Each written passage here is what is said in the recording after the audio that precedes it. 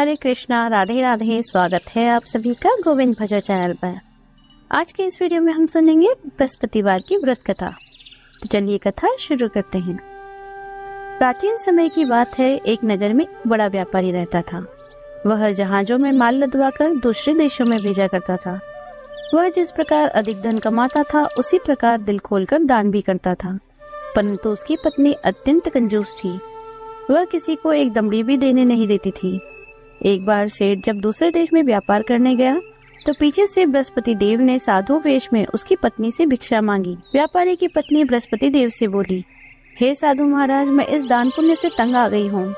आप कोई ऐसा उपाय बताए जिससे मेरा सारा धन नष्ट हो जाए और मैं आराम से रह सकूं। मैं ये धन दान धर्म में लुटता हुआ नहीं देख सकती। बृहस्पति देव ने कहा, देवी तुम बड़ी विचित्र हो। संतान और धन से क्या कोई दुखी होता है? अगर अधिक धन है तो इसे शुभ कार्यों में लगाओ। कुंवारी कन्याओं का विवाह करवाओ, विद्यालय और बाग बगीचों का निर्माण करवाओ। ऐसे पुण्य कार्य करने से तुम्हारा लोक और परलोक सार्थक हो जाएगा। परंतु साधु के इन बातों से व्यापारी की पत्नी को खुशी नहीं हुई। उसने कहा, मुझे ऐसी धन की आवश्यकता नहीं है जिसे मैं दान में दूं। तब बृहस्पति देव बोले, यदि तुम्हारी यही इच्छा है तो तुम एक उपाय करना। शांत बृहस्पतिवार घर को गोबर से लीपना, अपने केशों को पीली मिट्टी से धोना, केशों को धोते समय स्नान करना, व्यापारी से कहना हजामत बनवाए, भोजन में मांस मदिरा खाना, अपने घर में कपड़े धोना। ऐसा करने से तुम्हारा सारा धन नष्ट हो जाएगा। इतना कहकर बृहस्पति देव अंतर्ध्यान हो गए। व्यापारी की पत्नी ने बृहस्पति देव के कहे अनुसार 7 बृहस्पतिवार तक वैसा ही करने का निश्चय किया। केवल 3 बृहस्पतिवार ही बीते थे कि उसकी समस्त धन संपत्ति नष्ट हो गई और वह परलोक सिधार गई। जब व्यापारी वापस आया तो उसने देखा कि उसका सब कुछ नष्ट हो चुका है। उस व्यापारी ने अपनी पुत्री को सांत्वना दी और दूसरे नगर में जाकर बस गए। वहां वे जंगल से लकड़ी काट कर लाता और शहर में बेचता। इस तरह वह अपना जीवन व्यतीत करने लगा। उसकी पुत्री ने दही खाने की इच्छा प्रकट की, लेकिन व्यापारी के पास दही खरीदने के पैसे नहीं थे। वह अपनी पुत्री को आश्वासन देकर जंगल में लकड़ी काटने चला गया। वहाँ एक पेड़ के नीचे बैठकर अपनी दशा पर विचार करने लगा। उस दिन बृहस्पतिवार था। तभी वहाँ पर बृहस्पति देव साधु के रूप में सेठ के पास आए। बोले, हे मनुष्य, तू इस जंगल में किस चिंता में बैठा है? तब व्यापारी बोला, हे महाराज, आप सब कुछ जानते हैं। इतना कहकर व्यापारी अपनी कहानी सुनाकर रो पड़ा। बृहस्पति देव बोले, देखो बेटा, तुम्हारी पत्नी ने बृहस्पति देव का अपमान किया था, इसी कारण तुम्हारा यह हाल हुआ है। लेकिन अब तुम किसी प्रकार की चिंता मत करो। तुम बृहस्पतिवार के दिन बृहस्पति देव का व्रत करो। 2 पैसे के चने और गुड़ लेकर जल के लोटे में शक्कर डालकर वह चरणामत और प्रसाद अपने परिवार के सदस्यों और कथा सुनने वालों में बांटो। स्वयं भी प्रसाद और चरणामत लो, भगवान तुम्हारा अवश्य कल्याण करेंगे। साधु की ये बात सुनकर व्यापारी बोला, महाराज, मुझे तो इतना भी नहीं बचता कि मैं अपनी पुत्री को दही लाकर दे सकूं। इस पर साधु महाराज बोले, तुम शहर में लकड़ियां बेचने जाना, जिससे तुम्हें लकड़ियों के दाम पहले से चौगुने मिलेंगे, जिससे तुम्हारे सारे कार्य सिद्ध हो जाएंगे। लकड़हारे ने लकड़ियां काटी और शहर में बेचने चल पड़ा। उसकी लकड़ियां अच्छे दाम में बिक गई, जिससे उसने अपनी पुत्री के लिए दही लिया और बृहस्पतिवार की कथा हेतु चना गुड़ लेकर कथा की। प्रसाद बांटकर स्वयं भी खाया। उसी दिन से उसकी सभी कठिनाइयां दूर होने लगी। अगले बृहस्पतिवार को वह कथा करना भूल गया। अगले दिन वहां के राजा ने एक बड़े यज्ञ का आयोजन कर पूरे नगर के लोगों को भोजन के लिए आमंत्रित किया। राजा की आज्ञा सुनकर पूरा नगर राजा के महल में भोजन करने गया, लेकिन व्यापारी व उसकी पुत्री तनिक विलंब से पहुंचे। अतः उन दोनों को राजा ने महल में ले जाकर भोजन करवाया। जब दोनों लौटकर आने लगे तब रानी ने देखा कि उसका खूंटी पर टंगा हार गायब है। रानी को व्यापारी और उसकी पुत्री पर संदेह हुआ कि हार उन्होंने ही चुराया है। राजा की आज्ञा से उन दोनों को कारावास की कोठरी में डाल दिया गया। दोनों अत्यंत दुखी हुए। वहां उन्होंने बृहस्पति देवता का स्मरण किया। बृहस्पति देव ने वहां प्रकट होकर व्यापारी को उसकी भूल से अवगत करवाया। उन्हें सलाह दी कि बृहस्पतिवार के दिन कैद खाने के दरवाजे पर 2 पैसे मिलेंगे, तुम उससे चने और गुड़ खरीदना, विधि पूर्वक बृहस्पति देवता का पूजन करना, व्रत करना, तुम्हारे सब दुख दूर हो जाएंगे। बृहस्पतिवार को कैद खाने के द्वार पर उन्हें 2 पैसे मिले। बाहर सड़क पर एक स्त्री जा रही थी। व्यापारी ने उसे बुलाकर गुड़ और चने लाने को कहा। इस पर वह स्त्री बोली, मैं अपनी बहू के लिए गहने लेने जा रही हूँ, मेरे पास समय नहीं है। इतना कहकर वह चली गई। थोड़ी देर बाद वहाँ एक और स्त्री निकली। व्यापारी ने उसे बुलाकर कहा, हे बहन, मुझे बृहस्पतिवार की कथा करनी है, तुम मुझे 2 पैसे का गुड़ और चना ला दो। बृहस्पति देव का नाम सुनकर वह स्त्री बोली, भाई मैं तुम्हें अभी गुड़ चना ला कर देती हूँ। वैसे तो मेरा इकलौता पुत्र मर गया है, मैं उसके लिए कफन लेने जा रही थी, लेकिन मैं पहले तुम्हारा काम करूंगी। वह स्त्री बाजार से व्यापारी के लिए गुड़ चना लेकर आई, स्वयं भी बृहस्पति देव की कथा सुनी। कथा समाप्त होने के बाद वह बाजार से अपने पुत्र के लिए कफन लेने गई। घर पर लोग उसके पुत्र की लाश को शमशान ले जाने की तैयारी कर रहे थे। स्त्री बोली, मुझे अपने लड़के का मुख देख लेने दो। अपने पुत्र का मुख देखकर उस स्त्री ने उसके मुख में प्रसाद और चरणामृत डाला। प्रसाद और चरणामृत के प्रभाव से वह पुनर्जीवित हो गया। पहली स्त्री जिसने बृहस्पति देव का निरादर किया था, जब वह अपने पुत्र के विवाह हेतु वधू के लिए गहने लेकर लौटी, जैसे ही उसका पुत्र घोड़ी पर बैठा, वैसे ही घोड़ी ने ऐसी उछाल मारी कि वह घोड़े से गिरकर मर गया। यह देखकर स्त्री रो रो कर बृहस्पति देव से क्षमा याचना करने लगी। स्त्री की याचना से बृहस्पति देव साधु के वेश में वहां पहुंचकर कहने लगे, देवी, तुम्हें अधिक विलाप करने की आवश्यकता नहीं है, यह बृहस्पति देव का निरादर करने के कारण हुआ है। तुम वापस जाकर मेरे भक्त से क्षमा मांगकर कथा सुनो, तभी तुम्हारी मनोकामना पूरी होगी। जेल में जाकर उस स्त्री ने व्यापारी से माफी मांगी और कथा सुनी। कथा के उपरांत वह प्रसाद और चरणामृत लेकर अपने घर वापस आ गई। घर आकर उसने चरणामृत अपने पुत्र के मुख में डाला। चरणामृत और प्रसाद के प्रभाव से उसका पुत्र भी जीवित हो गया। उसी रात बृहस्पति देव राजा के सपने में आए और बोले, हे राजन, तूने जिस व्यापारी को और उसकी पुत्री को जेल में रखा है वह निर्दोष है।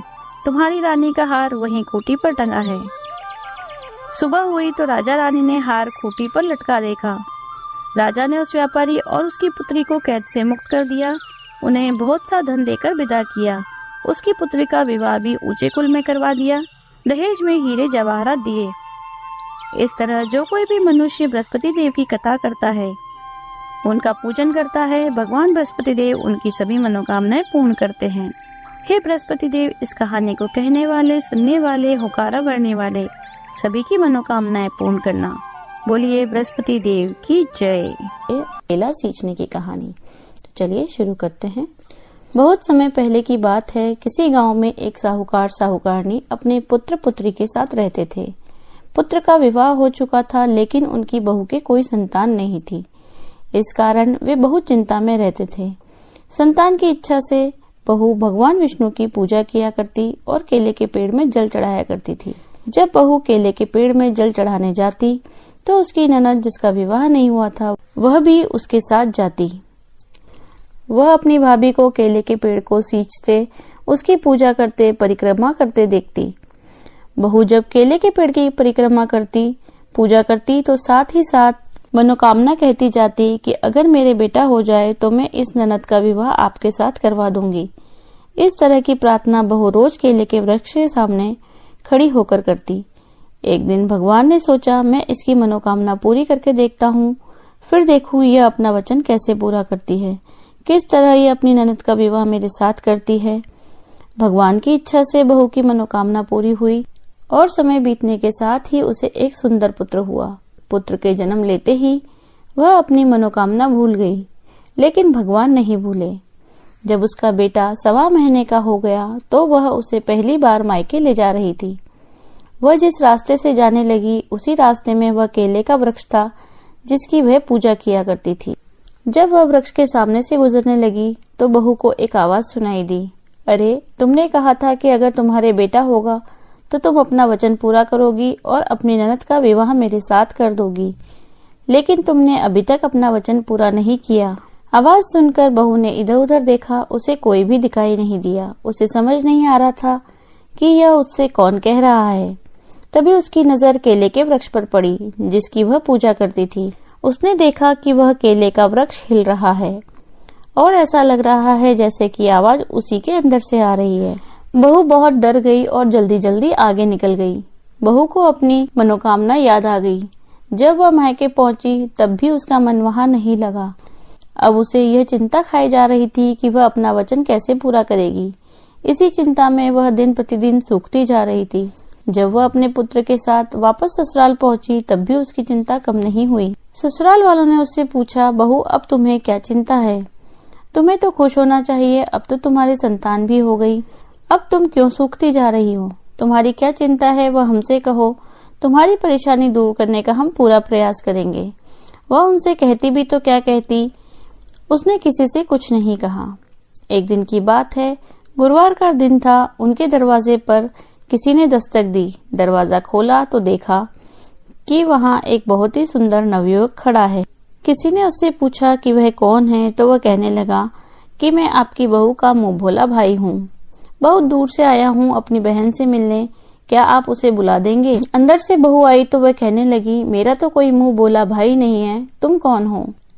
तब उस नवयुवक ने धीरे से कहा, मैं वही केले का वृक्ष हूँ जिसकी तुम पूजा करती थी। मैं तुम्हें याद दिलवाने आया हूँ कि तुमने अभी तक अपना वचन पूरा नहीं किया।